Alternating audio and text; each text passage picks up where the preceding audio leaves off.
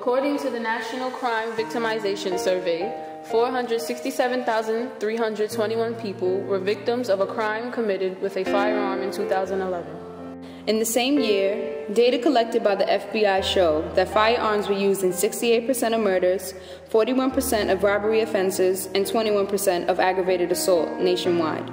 Most homicides in the United States are committed with firearms, especially handguns. Gangs influence gun violence because the most common weapon used in gangs are firearms. If there were no more gangs actually, there wouldn't be as much violence as it was if they existed. When my brother was shot, I never got to know him. He died a year before I was born. My friend over the summer got shot. My cousin, he was 19 years old. He got shot and killed over drugs. My cousin-in-law, he was shot in the head. I lost a friend in July. He was shot down. He was shot, gun violence, once in the head, once in the back, due to a beef he had at a party. I've had a cousin that got shot twice in his arm. Recently over the summer, my friend Casey, he was killed by a gun. I have had a family member that was shot last year. He was shot 9 times and he died. Stop the gun violence. Stop the gun violence. Stop the gun violence. Stop the gun violence.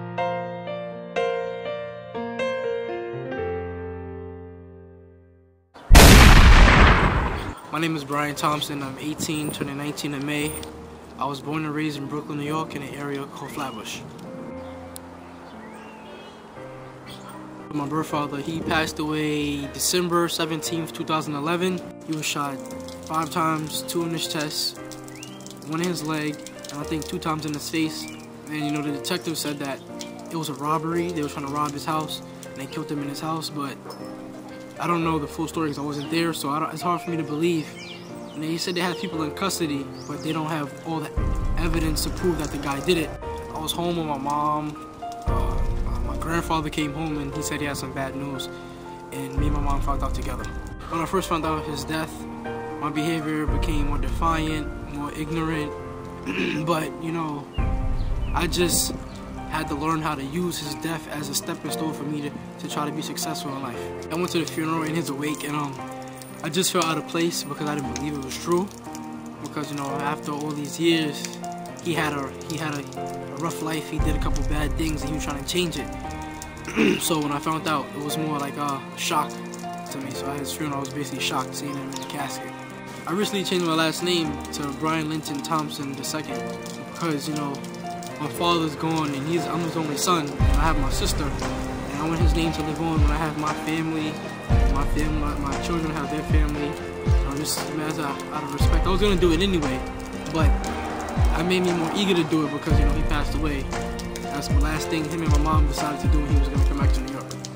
I got my father's face tattooed on my body because you know, I just felt that I would be more comfortable knowing that he's there on my shoulder, always with me while I make every decision in life.